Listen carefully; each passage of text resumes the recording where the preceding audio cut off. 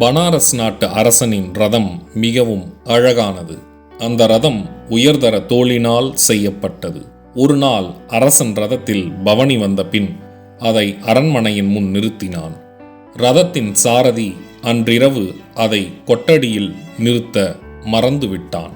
அன்றிரவு கனமழை பெய்து ரதத்தின் தோளினால் செய்த பகுதிகள் நீரில் நனைந்து பாழாகின.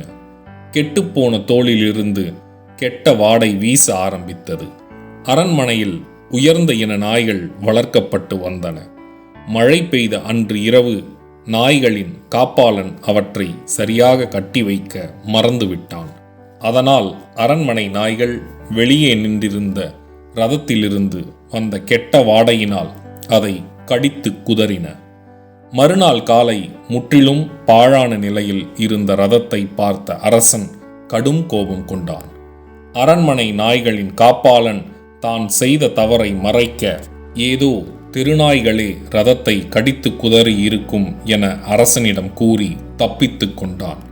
அரசனும் கோபத்தில் தனது நாட்டில் உள்ள வீட்டு நாய்களும் திருநாய்களும் உடனே கொல்லப்பட வேண்டும் என்று ஆணையிட்டான். இதை பற்றி கேள்விப்பட்ட நாய்கள் இரகசியமாக ஓரிடத்தில் சந்தித்தன.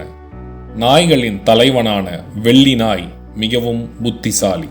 பிற நாய்களிடம் கவலை கொள்ள வேண்டாம் என்றும் தான் சென்று அரசனிடம் இதை பற்றி பேசுவதாகவும் சொன்னது. அரண்மனை காவலாளிகளை கடந்து சென்று அரியணையின் அருகில் அமர்ந்தது. வெள்ளி நாயின் தைரியத்தை கண்ட அரசன் வியந்தான். உண்மையான குற்றவாளி யார் என்று தெரியாமலேயே அரண்மனை நாய்களை தவிர நாட்டில் உள்ள மற்ற நாய்களை மட்டும் கொல்ல உத்தரவிட்டது எப்படி சரியாகும் என்று கேள்வி எழுப்பியது. அரசனும் இதற்கு பதிலின்றி தலைகுனிந்தான்.